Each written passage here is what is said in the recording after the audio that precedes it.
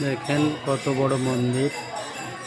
মন্দিরের ভেতরটাকে আপনাকে দেখালাম। আপনাদের বাইরেটা এটা কৃষ্ণ মন্দির, রাধা কৃষ্ণ মন্দির, মহারাজদের আশ্রম এটা। আর মন্দিরটা কত বড় দেখুন। মন্দিরে সব ঘন্টা পরিপূর্ণ, বড় বড় ঘন্টা, একদম অনেক ঘন্টা, অনেক পুরনো এই মহেন শিব মন্দির। এখানে একটা সম্বন্ধ, এখানে বিয়ে দেওয়া হয় মন্দিরে। একটা বড় গাছ, এটা বট গাছের মতো দেখতে, জানি না এই গাছটার নাম কি। তো দেখে আপনাদের মনে করুন এটা গাছটা কি গাছ, আমি চিনি না, অচেনা গাছ।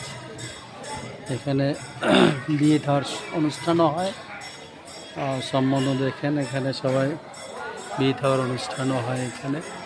আমি এখানে কোনো একটা কাজের সুবাদে চলে এসেছিলাম মন্দিরটাকে, তো আমারও দেখার সৌভাগ্য হলো।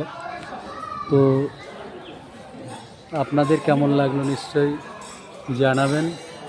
মন্দিরটা অনেক বড়, খুব সুন্দর, আমার খুব ভালো লেগেছে। আপনাদের কেমন লাগলো সেটা নিশ্চয়ই জানাবেন। কৃষ্ণ মন্দির এপাশে, আর পিছনটা তো বড় পুকুর, দেখিয়েছি আগের ভিডিওতে।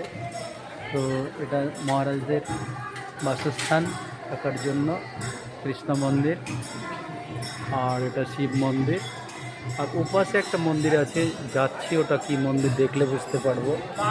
তো এখানে একটা দেখার সম্বন্ধ চলছিল, সেটা কমপ্লিট হয়ে গেছে। মানে মেয়ে ছেলের দেখার শোনার পর্ব হলো মন্দিরেতে হয়, এটাই হচ্ছে এখানকার চিরাচরিত নিয়ম। খুব সুন্দর লাগলো। আপনাদের কেমন লাগলো নিশ্চয়ই জানাবেন।